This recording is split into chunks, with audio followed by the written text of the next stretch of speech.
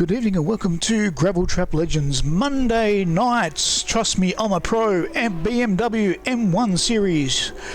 Good evening, I'm Tim Lawson and with me is Neil Haynes. Good evening, Neil. Hi, Tim.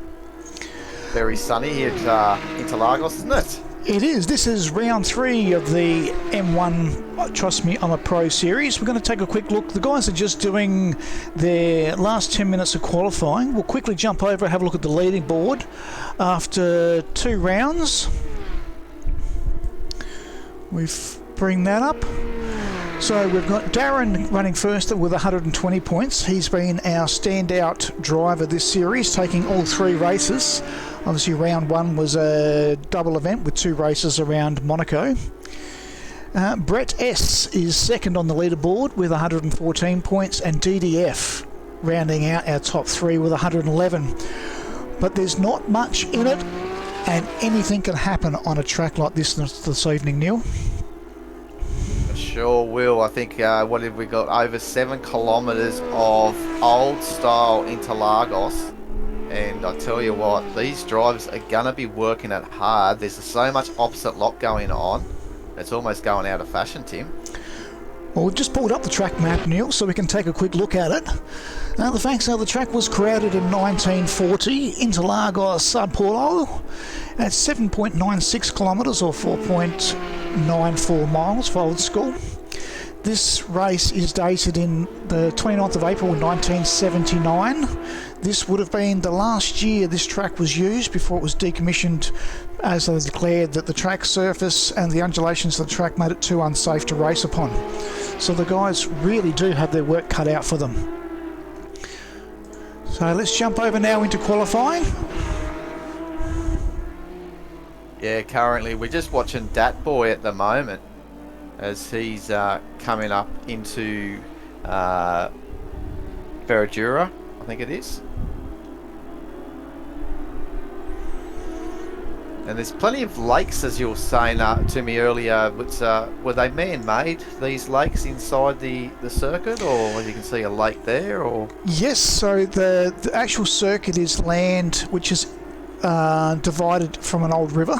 So either side or on the outsides of this parcel of land, which is originally set to be a housing development, there's 2 dams, one to supply water for the region and one which is a hydro dam that supplies the electricity.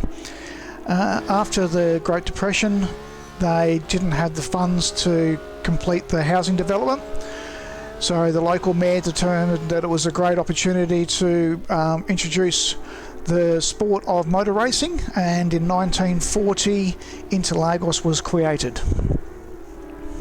well, there you go. So you can sort of see the new style circuit as well, the current circuit, can't you, Tim? When you sort of see the map up on the right hand side of the screen, there's sort of the parts of it that they still use today. Yes, so there are over 14 different track combinations available on this circuit now. So the track's been broken up into 3 separate tracks and then combinations of those 3 tracks. We're just looking at DDF. The man is currently 3rd in the championship as well. And he's currently 4th in the standings here at qualifying. Do you think qualifying is actually going to be an important factor here, Tim, or you think that the race duration is probably going to see some more more slip-ups and things that'll change the grid up and down throughout the race? This race is all about consistency, Neil, and I strongly believe that someone starting from the back of the pack having a clean race could easily take this race out. Well, there's not that much runoff, is there? There's a lot of catching fences, and also the Armco railing isn't too far away. And as we know, once you get on the grass in AMS2, it can really unsettle the car very easily, can't it? And the car can sort of accelerate on the grass. Yeah, it's easy, and the torque ratio for these cars in lower gears is quite outstanding. Trying to get off the grass and back onto the track is going to be another challenge. And again, Neil, the use of the clutch is going to be questionable tonight. It is a standing start, so they do have to use the launch off the line, and the guys have said they're good for 3, maybe 4 launches. So anyone finding themselves stationary on the grass has the risk of burning out a clutch or blowing an engine. Yeah, we don't want to see that. Obviously, there's a smaller grid tonight, 16 cars. We don't think we're going to get much more. This cutoff is probably about another minute and a half before the lobby will be locked. So any late comers, they got to really get on quickly, otherwise we'll only have the 16 cars for this race. So we should see a few guys actually maybe jump up the standings after tonight too, if they can just finish the race, Tim. So it'd be very important that that's their aim, I believe, you know, to look after the car and make sure they get to the checkered flag. Absolutely. John Slow currently 9th on the time board. We'll be looking to consolidate after a disappointing occurrence last weekend, missing a gear and slamming into the wall, which cost him his race. I think he ended up retiring. And yeah, also, he did, actually. Mark 860 is another one that could capitalise on this evening's event, and T9. Yeah, the word's in though. He could have he's got a sore shoulder at the moment. He's got an injury that's flared up from an accident he had a long time ago on a motorbike. So yeah, he sort of mentioned a little bit of a cortisone injection would actually do him good tonight, but obviously I think that was not going to happen. So hopefully he can last the duration tonight. Not 100. What's the actual race distance we're looking at tonight? 45 minutes flat, so there is no +1 from a standing start. Okay. So I'm just having a look at here. Sorry, Tim, but I was just quickly reading up a little info that the boss man Stu always puts up, which is always good to have. Is they reckon 30 gear changes each lap.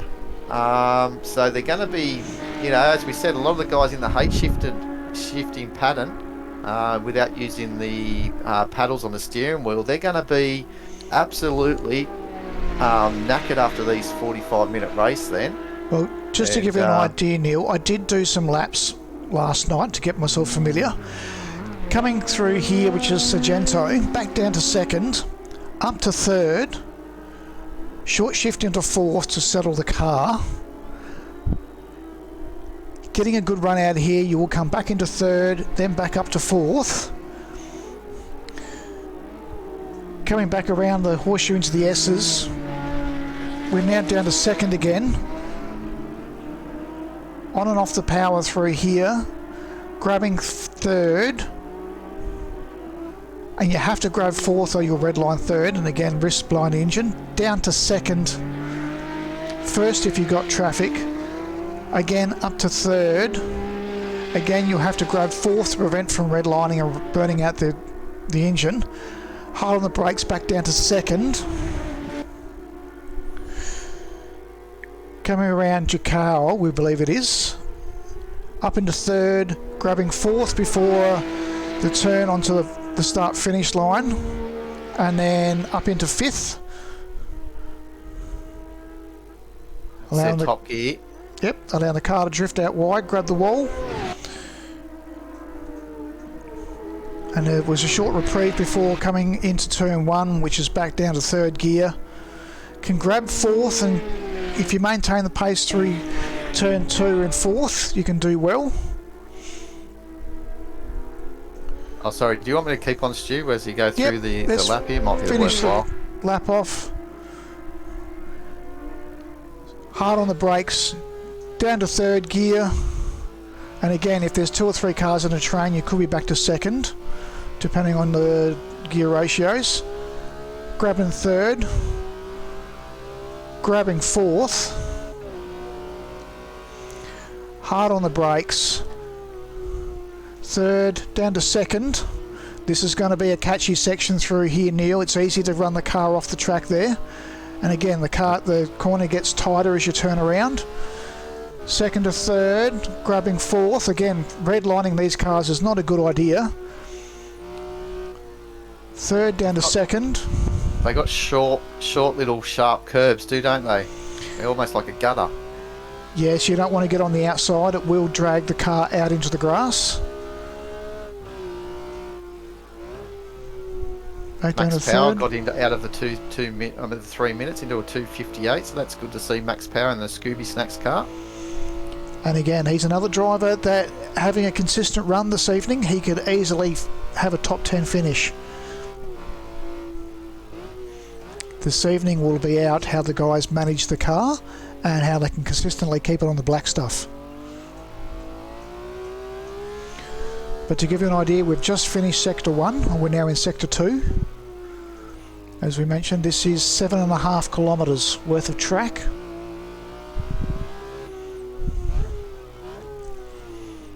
Stu down to first gear.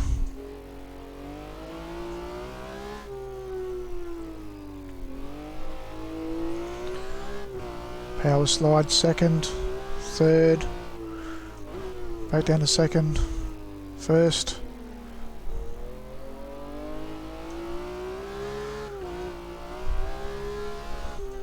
And the cars don't mind a little bit of sliding around. The guys will have to do a pit stop due to the accelerated fuel burn. The guys will all be grabbing fresh tyres for the run home, for sure. We have to also just mention as well the professional GTL, the Targa time, qualifying time board that Gravel Trap Legends is doing on behalf of Kiz.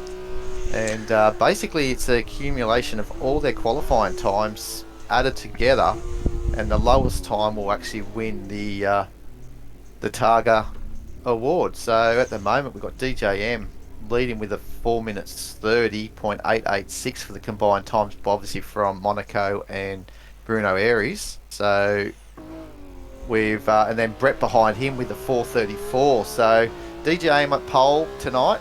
Looks like he's going to extend that from Brett.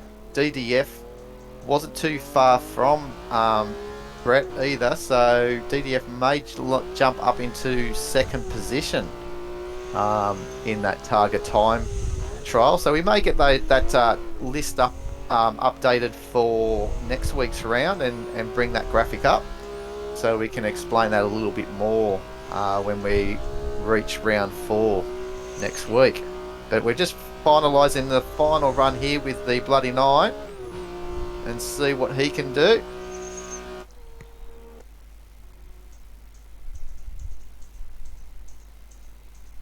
And it looks like he stayed in that 6th position. I don't know if he bettered his time, but he's fairly close to Cuckoo as well. So there's our list for the qualifying. I'll just bring up the full list for us all. There you go. Beautiful. So we can see, starting off the front row of the grid, we've got DJM and DDF. Again, DDF can make a big jump up in the leaderboard here. He's only 10 points behind Darren. Dino and Brett S will take out the second row. Third row will be Cuckoo and the Bloody Nine. Brad Luck and Kiz on row 4. Esky Man and John Slow, row 5. Mark 860 and Stu on row 6. The Gambit and Dat Boy, row 7. And the back row will be G-Dude and Max Power. Yes, looking forward to this. And yeah, it's just a shame we don't have a full grid or even up to 20. Obviously, a few guys can't make tonight, so we'll just see how it all goes. I reckon this mid-pack battle is going to be absolutely sensational. We've always had a good battle up front, and I don't think that's going to stop tonight. I think that's going to be well and truly on. But this mid-pack battle, I think we're going to be constantly reviewing and coming back to the mid-pack battles tonight throughout the broadcast. Well, I'm going to put it out there that I'm expecting DJM to run off the track tonight. Commentators curse, but the challenges of this track, if DDF puts enough pressure on, the guys are all cleanly off the line on the green light, and we've got DJM getting the jump on DDF and holding the line around the outside, coming through turn 1 and turn 2. Although DDF has managed to hold the inside line, and DJM is going to slide down to third as Cuckoo slips up. And now Cuckoo's looking for the lead. But again, as we mentioned, This track is not for the faint-hearted. Oh, we see a big accident in the back. There's 2 or 3 cars sliding off the track. Can we jump back to have a look at that, boy? I think that's going to be a safety car, Neil.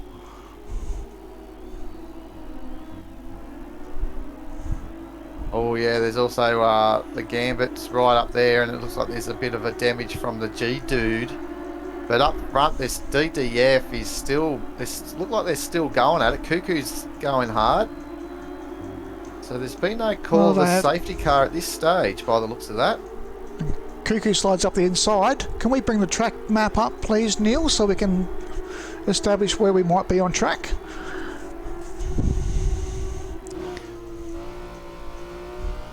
So come around turn 7. This is called the Sun. We're right at top of Cuckoo.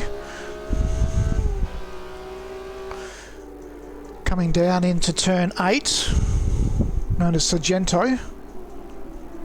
Cuckoo's made a little mistake there, outbraking himself, which has given DJM a nice birthday card. Entry into position 2. He'll take that every day, DJM. Darren.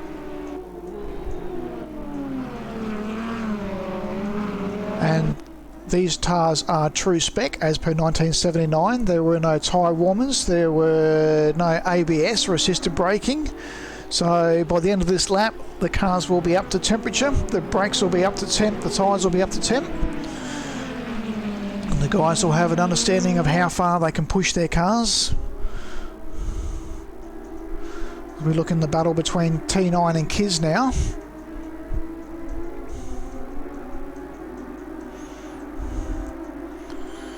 Coming around through Joan Carl, we're not really sure how to pronounce that one. Oh, there's a lot of pronunciation errors, I reckon, tonight coming out of all of our mouths. But look, it's about the racing more than the pronunciation of these corners. We'll make up new names if we have to.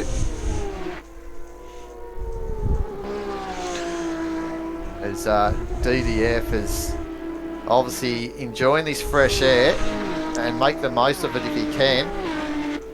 As all the cars come filtering through Curva 2. Oh, I just couldn't keep the camera going. So as you notice there, the wire fences that we can see lining the concrete walls, they are cosmetic, so you can drive through them without incurring any car damage. Okay, it's good to know. As Stu's still pushing there as the leading of this little pack here, just trying to catch on the back of this mid pack up in front of him with the bloody 9. I think Stu's probably just trying to get comfortable in this second lap after the opening lap. Because we've got 2 cars in the pits of Dat Boy and G-Dude, so looks like G-Dude's going to be there for a fair while too. He's got a pretty munched up front bonnet, so that's unfortunate. Yeah, looking from the stream. Why they didn't call a safety car, I'm not too sure. It's there on offer as Brett gets on Esky Man, as Esky made a little bit of a wobble out of the Subidia do Lago. Yes, otherwise known as Sergeant. Sergeant Pepper's Lonely Hearts Club, eh? Bam. Yep. And this is coming down the reverse straight before they come around Curva de Sol, which is the Sun. This corner here, lovely. Tight little corner here which closes right up on you. This is referred to as Sargento.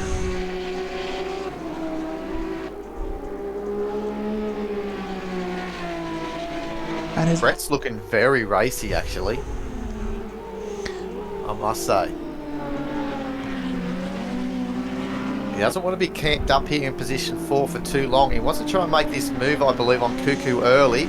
He doesn't want to lose out. Currently second in the championship. He doesn't want to lose out too much touch on Darren and DDF. But Cuckoo's got his mirrors full with Brett, that's for sure. And Esky Man's not going to make life any easier for these 2 guys in front either.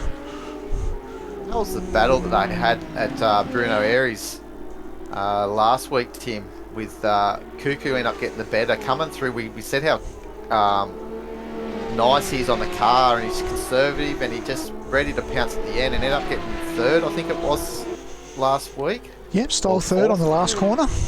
Yeah, from Esky Man. And who did Esky? Esky was having a big battle with... I'm trying to think who it was. Was it with Brett? I don't think it was. It was Kiz, I think. Kiz. It was Kiz.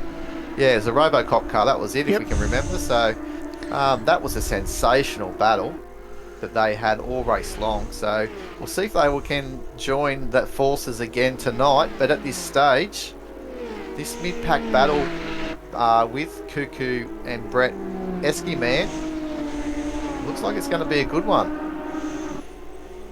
And I think the guys are all a little bit cautious, still just finding their way around the track. 7.5 kilometres, it is a chunk of bitumen to get your head around, and these corners are not consistent. Some are very, very tight and then open up. Others are open and then tighten up on you, and it's a matter of getting your head around which combination the corners actually run in to be confident of where your braking point's in. And again, there's no corner markers, there's no meter board markers. Finding your braking points and your turning points around this track is very, very difficult. Yeah, one could only imagine too. So with a flowing circuit, as we all know, and a long circuit, it's very easy to sort of get muddled up of where you are on the circuit and overshoot the next corner. But at this stage, Brett's just in the middle of this meat of this sandwich of black and white cars all around him as he has a little look. But obviously, Cuckoo's on the right part of the circuit for this next corner. And Cuckoo's... Lorena, or was it Lorenja or something like that? Lorenja or Orange. We could pronounce these ones easy, the S's. Yep. Hasn't they done a really great detail here at Automobilistic 2? We're talking about a 1979 or 76, is it 79, 76 layout. And here we've got the old signage, the whole feel of the old circuit. The cameras are so far away as well, and yeah, I think it's really good how they've brought this track to life again, Tim. And for anyone who hasn't driven this track, it is a must. It certainly is one of my top 10 tracks. I would actually say this is one of my top 5 tracks. It was absolute pleasure to drive this, and I'd be keen to bring something like a V8 supercar here, just for the challenge. Wouldn't they be fun? But the BMW M1s are an absolute pleasure to drive. You can get them sideways. They have a beautiful balance to drift them out, to get the car to rotate and turn into the corners. As we see, got a challenge for the lead. DJM's had to pull out of it. Now this part here, everyone think of Eastern Creek coming up to the final corner. You've got the little kink and then into the big long sweeping hairpin before you go into the main straight. Got resemblance there, I reckon. And that corner is easy to catch you out. It's right down to second gear. It's almost a first gear corner. Love that white signage all around the circuit here, all propped up with some 2x4. So we come down now the reverse straight. Coming down into the sun, or turn 7.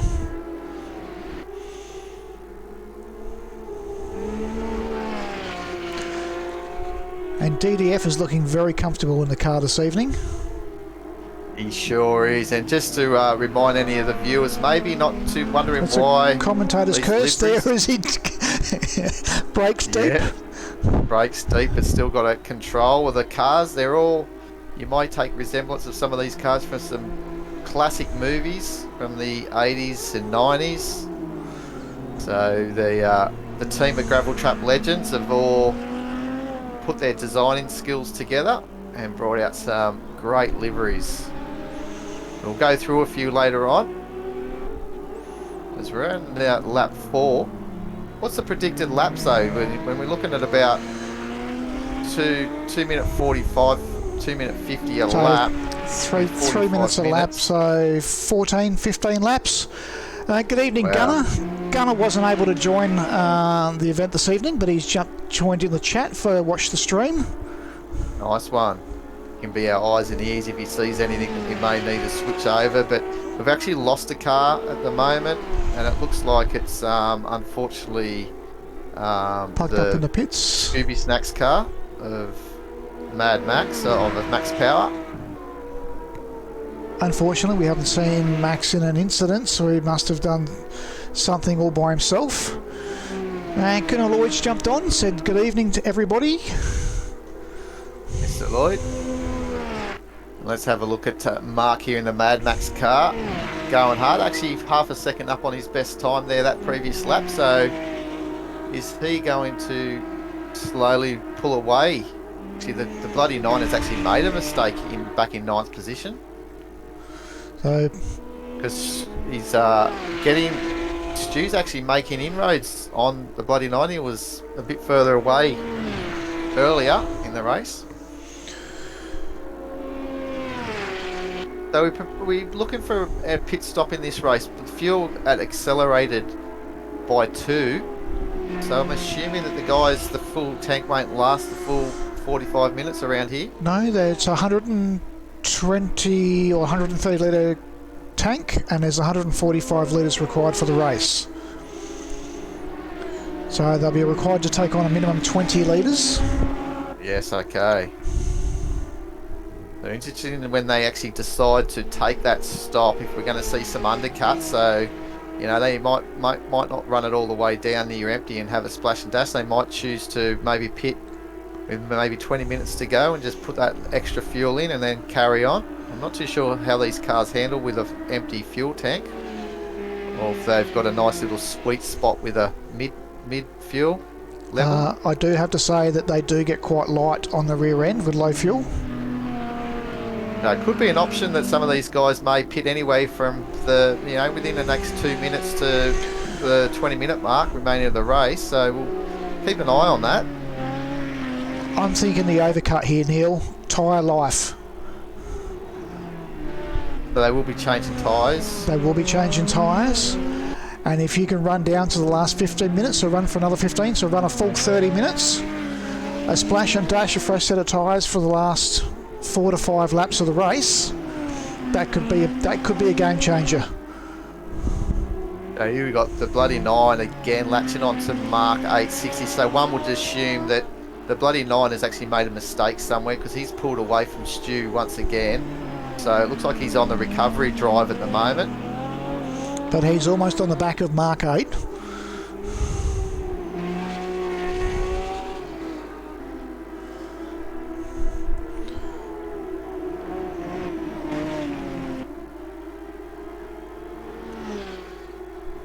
So again, DJM up front here. He's been very strong through here, curve 2, up into curve 3. We may have a little look down the end of this straight. We'll keep an eye and see if he can put DDF into a little bit of a late braking manoeuvre. He's pulled up alongside him here.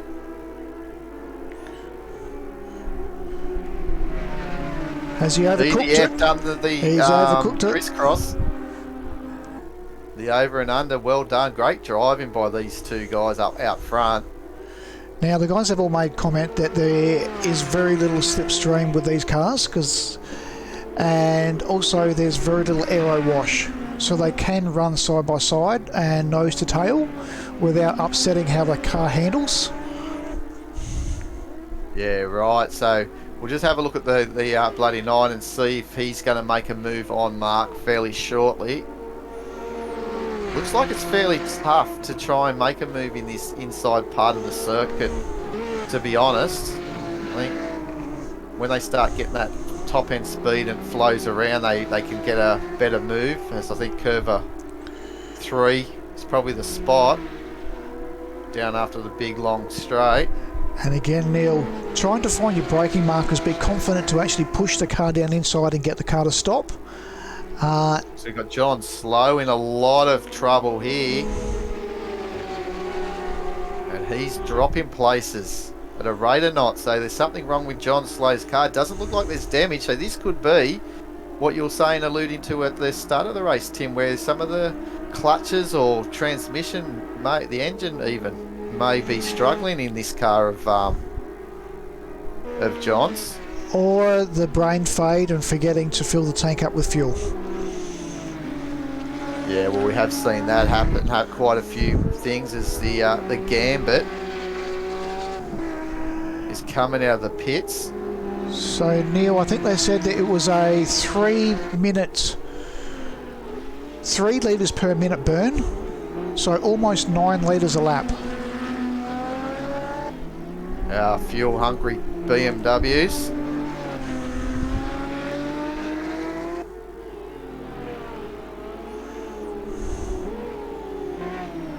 So again, it's just looked like, and it is fairly difficult. It's like the driver in front can really position his car and defend through the infield section, but once we come onto these long straights and they're starting to get into you're saying they don't get much of a slipstream, but obviously if they can get a good power, it's so wide, these first few corners, that they can really use a lot of circuit and try and get that top end speed before they hit the brakes. But as you said, no braking markers, and we've seen Darren have a look down the inside and make the move stick, but come undone because he's out-braked himself.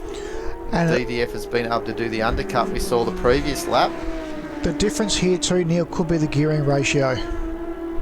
The ability for DDF to pull it out of the corners, it could be that that DJM is running a longer gear for his top end, which may give him the ability to gain him down the straights. But I think DDF might have the shorter gears for now, because the way he pulled up the inside around that hairpin, I think makes me believe that there's a difference in the gearing ratios on these two cars.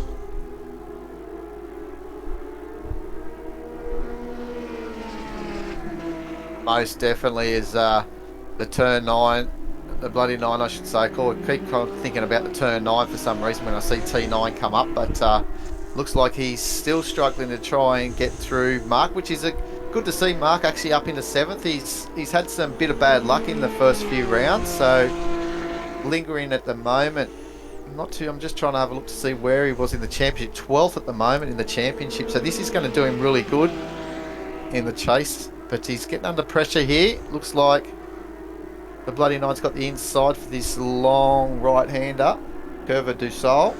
And Gunner's just jumped on and said the gearing from last week works well here, but shorter gearing is definitely punchier out of the corners. Yeah, right, exactly. But sometimes the lower gearing, would you think punching out of the corners too with all that horsepower, but they look like they're big wide tyres as well, but may need a little bit of control so you don't overloop it. As you can see, DJM, Darren at the moment, really a bit of opposite block. That rear end is so live on his car. I think we might do a lap around here on the circuit, on the back here, on top of the roof of DJM, as he looks like he's going to make a move down the inside. Oh, big tank slapper. He's on that slippery grass. Can he control it? Yes, he can. Great control. So let's go on board and do a lap around Interlagos as he's chasing down now DDF, who has extended that lead to just over 3 seconds. That is the commentator's curse. I did call that earlier at the start. A 7.5 kilometre lap around here. It's about time you have a little cup of tea while you enjoy this lap.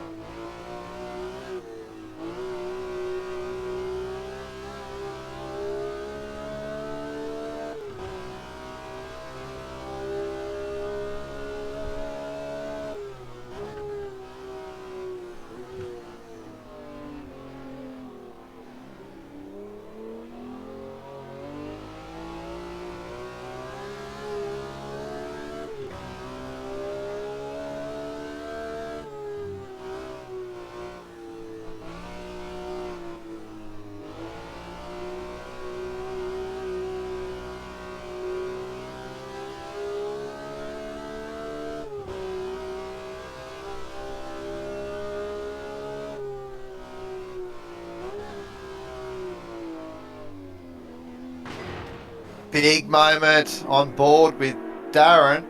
So have we seen a little chink in his armour, Tim? He's been absolutely killing it in the opening two rounds, I should say.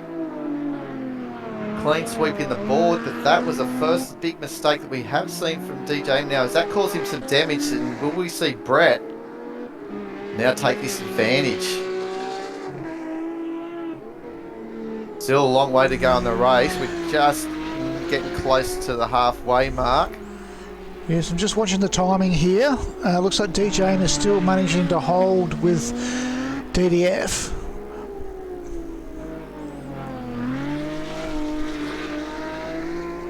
So these cars can take a little bit of a nudge.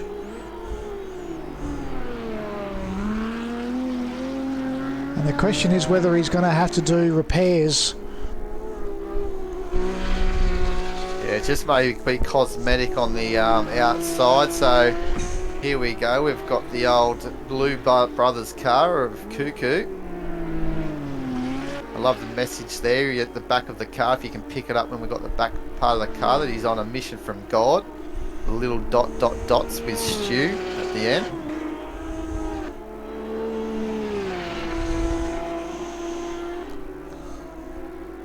And he's got the sunglasses off and the blinkers on. And he is now on a mission. He's definitely on a mission, as he said. Oh, we've got the pit stops happening here at the moment. So DJM has actually taken his stop for that damage. We'll just see if he's going to be held up for that little bit longer. But Esky Man followed him in as well. So, and here comes the bloody 9 as well. But no, it hasn't taken DJM too long to get out. So maybe he didn't have too much damage, as it's getting pretty busy here in pit lane at the moment with Mark also in. He's followed the bloody 9 in, as it looks like the bloody 9 actually made a pass on Mark. So we'll go back out front with DDF. Will he react? I think if he covers all bases, if I was DDF, I would be pitting at this lap around. As we mentioned, Neil, 7.5 kilometres for this lap, or near 2 minutes and 47 was his last lap. Plenty of time to think about it and put a pit strategy together. If he's feeling comfortable in the car and he still feels he's got a bit of tyre life and some pace, he may decide to stay out.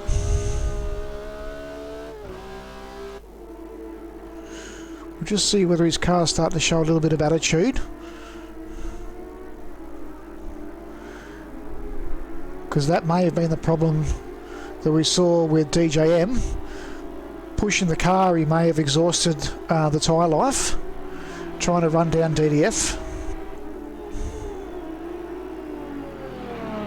Don't forget from last week as well, this man here, Dino, did a superb job in second position, or was it, did he get the second? I think he was in second position.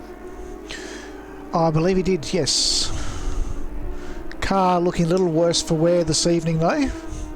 Yeah, definitely in 7th position though, so still going to be picking up some very good points, and you know, it could be a little bit cosmetic too. I'm not too sure if he's already been into the pits at all.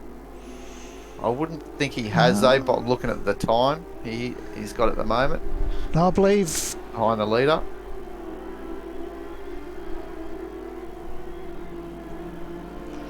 I think he was at the original accident at the start of the race. Yeah, that's so unfortunate. I think he is out of sync with the pit stops. Well, we've got a caution as well somewhere. There's a yellow flag. So I wonder who's not moving down at... well, Max Power is actually in, so I don't know where I got Max Power wasn't in there, so I must have not seen him on the leaderboard, but he's still there. So apologies to Max in 14th position. We've actually had someone just drop out, so we're down to 14 cars. And Brett is now in the pits. So we still have DDF and Cuckoo are still to complete their mandatory pit stop. So let's have a look. So DJM, Darren at the moment is roughly 36 seconds behind. So we'll keep an eye on and see if Darren's been able to get that gap down. So this will be the measure for new tyres versus old tyres. If indeed they did take tyres. Just trying to pick up, there is a nice little battle on my screen that I can see. It might be these, here it is again. So it's Brett and DJM actually. It's Darren. He's actually behind Brett. So Brett's actually been able to get in front of Darren, and Brett did pit as well. My screen, he's actually got the hovercraft thing going that we had problems last week. Could be good on your screen, because I think last week you were saying that Darren was on the hovercraft and on my screen he wasn't, so yep, definitely watching the stream back, he was in the hovercraft mode as Darren. John Slow is gone. Oh, again, so he's having rotten luck. So that's 2 DNFs in as many weeks. I think we're going to see DJM put a move here on Brett very shortly. As they're coming up to also Kids, so I'm not sure if Kiss was the one that is actually pitted at all. I don't think he has.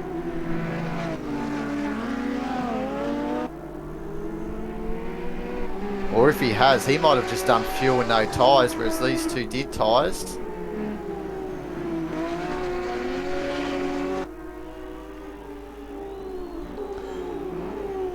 Oh, big move. Gunnar said that Kiz was very quick here on Wednesday, the big shakedown. Okay, so maybe he's got something there that we're not too sure of. Neil, a few of the guys did run the big shakedown on Wednesday night, so they do have the advantage of some experience on this track. So DDF is into the pit lane as we speak, so these guys are coming around the final main corner before they hit this back straight. It's all flat out pretty much through here. I would believe this is flat out through this little kink. Yep. So this is up to third, up to fourth, grabbing fifth gear before that turns back around. And we're waiting to see DDF is not moving. So again, he's been caught out. DDF probably staying out too long. I'm not too sure if he's got actually any damage there. No, it looks all good, his car on his end. So staying out those few extra laps, Tim, has probably been his undoing tonight. Or is that the balance for a win? Is that the balance between cars that have or haven't taken tyres? Gunnar, what's the time frame for a set of tyres after a fuel stop? Because we're just looking DDF, waiting for the timer lines to catch up. I would say it'd be around about that, would it be around 13, 14 seconds to change all 4 tyres, something like that, maybe? DDF is 25 seconds off the pace after that pit stop. Big chunk of time as Brett had a big slide into what I'll call the Eastern Creek corner. As we look at DJM now putting still plenty of pressure, so it's amazing. He's actually had an off in this race, and here he's challenging for the lead. He's down the inside for this long corner, so you think that he will camp Brett up high and dry here. You've got to be careful. This closes in on itself now. Gets tighter as we come around here. Yeah, you could just see how Darren positioned his car. Professional at his craft. He knew that it was tightening up, and you could just see how he positioned his car to make sure that Brett wasn't going to try and get it back down the inside. A good Jules Goudon move there. Yeah, that's right. No redressing needed. Nope. But amazing, after 12 hours of racing, you've got 3 cars within 3 seconds of each other. Oh, exactly. That was a sensational real-life Bathurst 12-hour on the weekend. Good to see the Sun Energy car win back-to-back again. Habul, who actually isn't he actually lives on the track, doesn't he? I believe he does. He purchased one of the properties there so that he can reside and drive around the track on his off time. Yeah, good stuff. So we're watching the battle here between Esky and Dino. Yeah, for fourth position, just off on the minors here. I don't think they got the pace as the top three, so they'll be there in case there's a bit of an incident. But at this moment, they're definitely fighting for the minor placings of fourth and fifth. And we may even... Oh, as Dino's in for his pit stop, so he's actually going to drop a bit. So Cuckoo, the ever-consistent Cuckoo, finds himself 5 seconds behind Esky Man, and they could actually get their battle like they did last week, reignited. So we can see the front cars are now coming across the back marker. So I love this car of the Jurassic Park car, Stu, of Stu's. Kind of brightens up your day, doesn't it?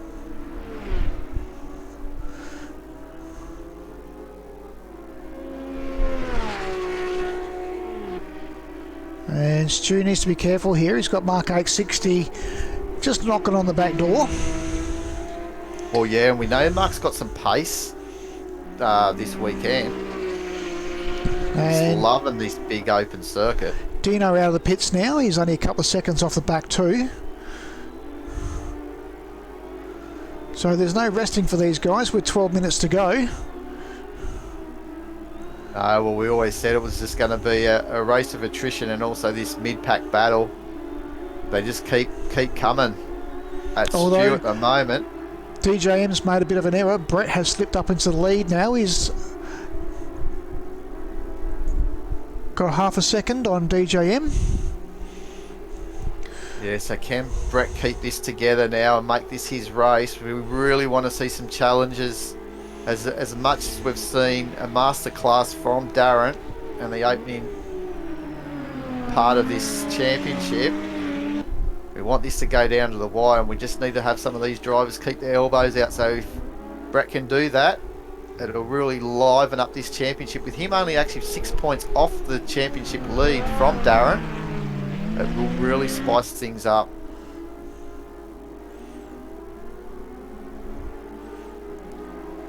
And I think Darren would be excited to actually have someone to race with. The first three races were a bit of a one-man affair. He did make the comment that it was a bit lonely out the front, but he certainly hasn't had it all his way this race. And we have seen that slip up, a rare mistake from Darren. That's what it's all about, though. Put him under pressure. He's got to be there near enough, and cause him to make a little error. But we're going to have to make the call here, Neil. We believe the top drivers have not taken tyres.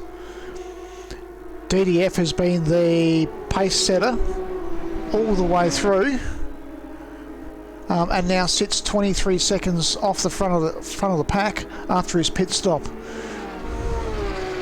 Don't think he's going to make up any of that time with fresh tyres. If he did, that may have been a mistake, putting the fresh tyres on if the others didn't. But you know, you've got to gamble sometimes, but may not have paid off this time around, as Dino has got through Stu, and now he's trying to put that pressure on Mark and climb up into 8th position.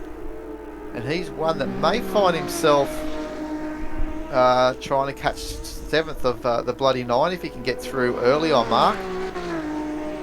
Okay, DDF overshot his pit box and then couldn't find reverse. So that explains why he had so much trouble in the pits. Shame. That's hard luck for DDF after having a great run. So surrendering the lead from also a driver error in pit lane. Couldn't find his pit bay. Or overshooting, he said. So, yeah, not good. And again, these cars are traditional spec from 1979. So the gearings, the diffs, the transmissions, the whole drive line, the gearbox, everything is as it would have been in 1979. As we see the move up the inside. Down the inside. That was assertive move by Dino. Sensational, and we saw that. So that was a great move. As Stu would have had first-hand view of that too. He would have liked that.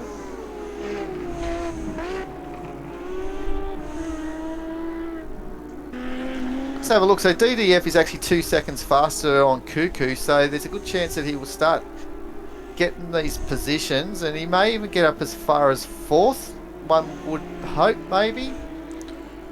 So Gunner's saying the that rate he's going. DDF lost a good 30 seconds trying to get into his pit box.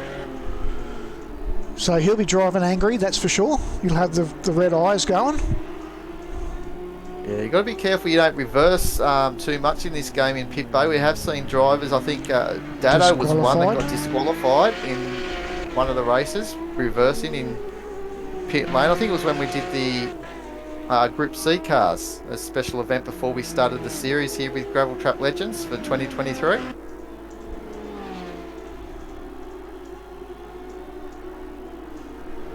And Brett's managing to hold the lead out front. He's got a half second, maintaining his half second lap on DJM. Kiz sitting comfortably in 3rd place. Here's a speed racer car of G-Dude 66, looking pretty second hand. Oh, even more so. Oh, there He's goes just the front. had a massive moment. Getting through the chicken wire fence, just busting that. He just says, you can get all right, you know, he's just so annoyed. But again, Neil, that's how easy it is to get caught out. These corners are not consistent. This car's no good as the Gambit, Rhetoric Gambit comes through and gets an easy 12th position from G-Dude. That's a long drive back to the pits. Oh, it's a painful drive as well, to be honest. That would be a good 5 kilometre trek back around to the start-finish line to make it into the pit bay. This car, this livery is just muscle car all over, isn't it? Of the Smoking the Bandit car. A Trans Am livery. It absolutely looks sensational with the wide eagle at the front.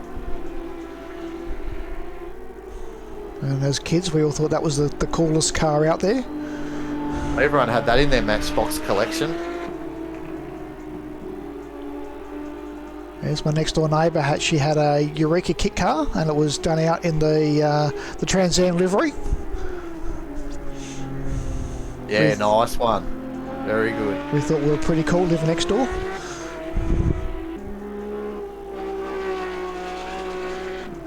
And we've got a few battles going on around the track.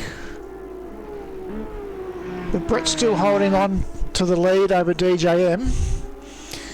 Yeah, 6 minutes to go as they've just getting through some lap traffic as well. So they just got through actually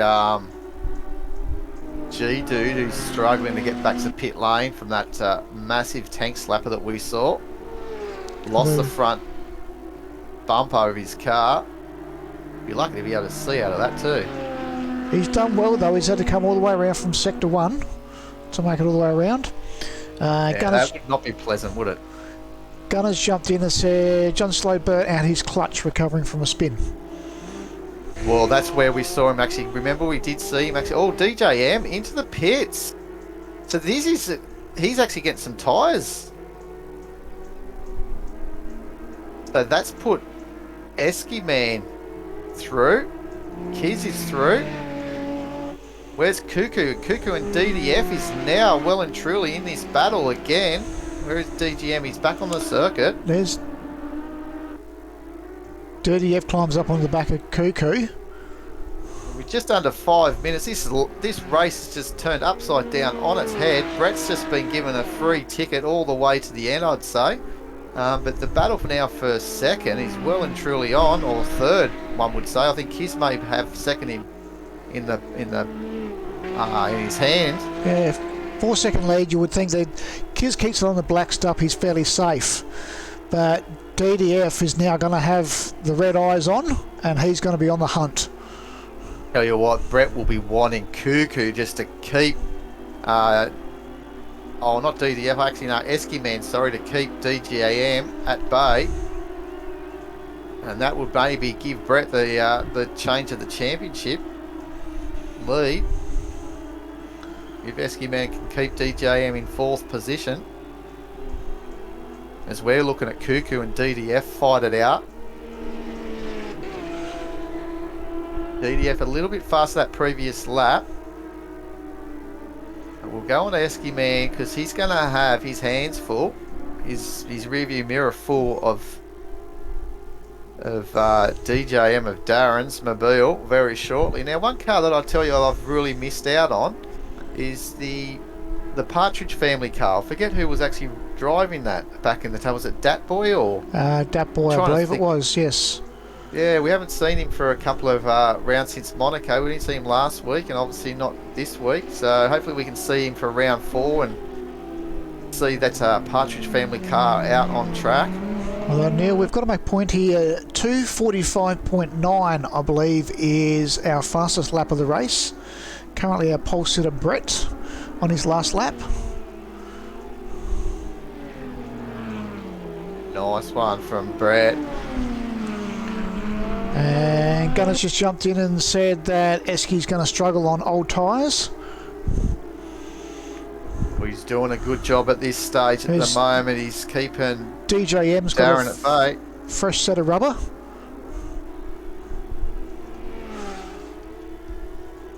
And we've seen how Darren actually really powers down this long start straight into the sweeping curve of 1, curve of 2. Will we see him fight for position into the turn 3? I think we're going to see DJM. DDF's having a big go. Going to make the move here on Cuckoo, I believe. We're going to be showing the long way around though. Cuckoo's positioned his car where it wants to be. They get both through cleanly and he'll have the power down the straight. Here's DJM's corner, Darren's corner, curve of 3. And it looks like Esky has got no tyres. I think that was a good call by Gunner. He has struggled. He hasn't been able to fight. Now, Kiz is only just in front of him. So Kiz has actually had a little bit of a wee slowing. So could he also be struggling on old tyres as well? Now, just looking at the time here, this could be the last lap, looking at where our leader is in conjunction to all this, because it is a flat 45-minute race. There is no +1. Yeah, I think you've got that right. So this will be the last lap. Well picked up. So Kiz has only got probably half the circuit to go, probably around about 3.5 kilometres to go to try and hold on to 2nd position here. So just coming into Curva de Sol, which big is moment by Esky Man. I'm sorry, I thought he was looping it. Sorry to cut you off then, but it wasn't. It was just a big power slide as he had a big moment trying to get Darren. We still have to say the save of the race was Darren when he got wide coming onto the start-finish line, getting out of the grass and holding onto it. Well, that was sensational. I thought he was actually going to, absolutely lose that, or even just come straight back in onto the circuit, but he done really well. He kept some momentum. He didn't lose too much out of that. But here we go, coming into the actual, the normal circuit proper now of Interlagos. That is the current sort of way it goes. So coming in through the S's and around through the elbow. Out into Cottervello. He's gone around the outside. Fresh tyres.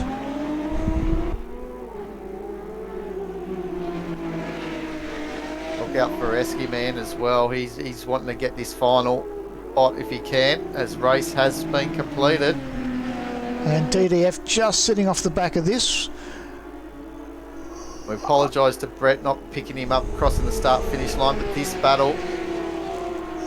Oh, up the inside. Final spot on the podium. That's a twitch on the grass.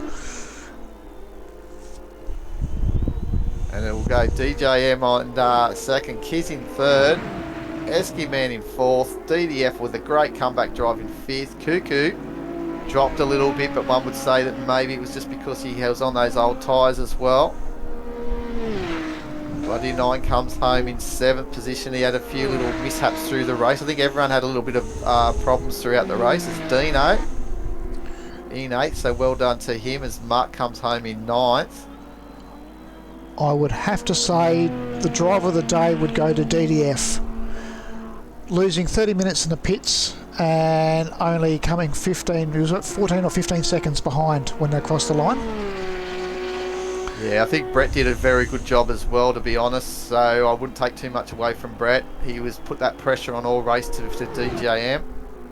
That was a fairly good race, but yeah, DDF definitely with that comeback drive. One would almost be annoyed with that problem in pit lane and put their head down and not actually get to the end. Oh, has the Gambit... Someone's running out of fuel. Or we're still waiting for some cars to finish. So these cars may have finished. I'm not too sure. There's one more car waiting to finish. Oh, actually, no. It could be a guy that's whoever's in pit lane who's actually still in pit lane. Yep. So that's all it's about. So everyone has finished this race. I'd say. Max Power coming through and G-Dude. Oh, there you go, G-Dude. So that's who we're waiting for. So was that Max Power actually in 13th position? Yes. We scroll down. Max Power 13th, G-Dude and Dat Boy retired. So yeah, it might not be Dat Boy that was in the Partridge Family car because he was there. No. So it must be someone else. Was it Chris Payne? Chris Payne might have been the one in the Partridge Family, actually. Yes, Chris. So there we go. We've got Brett S. won the race with Darren in second with the 2 pit stops and 22 seconds in arrears with Kiz in third. What a final battle they had on the final lap, and also Esky Man nudging in there, trying to get that final spot on the podium, and just ran wide as we've seen out of the final run to the flag. And it was DDF and then Dino, I believe. So well done to those guys. What a race, Tim. That was fairly good. Absolutely outstanding. We might see if we can grab Brett. Let me see if my jockey wheel on my mouse is going a bit freaky out here. I'll see if I can drag him into our chat, if it's going to let me do that. And we have Brett with us. Good evening, Brett. Gentlemen, how are we? Congratulations, mate. Yeah, it's a bit surreal actually. I don't think I've ever beaten Darren before. Well, I probably have, but bit of a surprise. Oh, there's no surprise there at all, mate, because you pressurised him. He made a few little mistakes, and we had a very rare mistake we seen from Darren as well. So, and it's going to be interesting. You may be tied on points after this round because I think Darren ended up finishing in 3rd position that race. Yeah, it'd be interesting. With only a 6-point buffer Darren had on you, and so I'm not too sure on the point structure. But yeah, very good race. Now, I think what Tim wants to ask is, and myself, would be tyres. Did you happen to change tyres in that pit stop? Yeah, did tyres and about 30 litres of fuel. Right, yes. I think some gambled and didn't put tyres on. And one might have been Darren, because he did have that second pit stop and looked like he went for tyres. Oh, okay. I think he said he was a lap short on fuel. And Kiz is the one who didn't stop at all. Kiz did well to do it on a full tank of fuel then, and DDF got stuck in the pits, overshooting his pit box and not being able to select reverse. So that cost him about 30 seconds. Yeah, because he pitted out in the lead, and I think he had a 6-second or so margin, or about 8-second margin on Darren at the time. And when Darren actually pitted early, and we thought that maybe DDF extended that run a little bit longer, because all you guys seem to pit all together. Yeah, around about the same couple of laps that we pitted on. That was a full tank, and I just pitted when the tyres started to go off. Nice one. And how did you find the old circuit at Interlagos? Right. Love it. Yeah, definitely. And that 4th corner, I think, where it's after the big long straight, looks like it's very hard to find a braking marker for there as well. There was a few cars missing and running wide, and there was a few overtakes and undercuts and all that through that corner, and it was very entertaining to watch as well through there. Yeah, I got to go check the replay now and watch your stream. Well, enjoy. All right, mate. We'll throw you back into the other chat. Thanks, Brett. Congratulations. Thanks, boys. See you next week. See you later. If it's going to let me. That basically wraps us all up for tonight. So I hope you all enjoyed the Gravel Trap Legends Excuse me. Monday Night League. The M1, trust me that I am a pro driver. And I'll tell you what, there was some good driving out there tonight. Absolutely outstanding driving. It was great to see some competition at the front of the field. 3 or 4 guys were in contention this evening, and again, a few technical issues. We lost a few guys throughout the race, but again, these M1s are in a traditional spec, so you can blow an engine, you can do a clutch, as we've seen. Missing gears can also be an issue. But we'd like to thank you for joining our stream this evening with Gravel Trap Legends M1 Pro Series. We'll be back again next Monday night. And where are we going next Monday, Neil? Can you remember?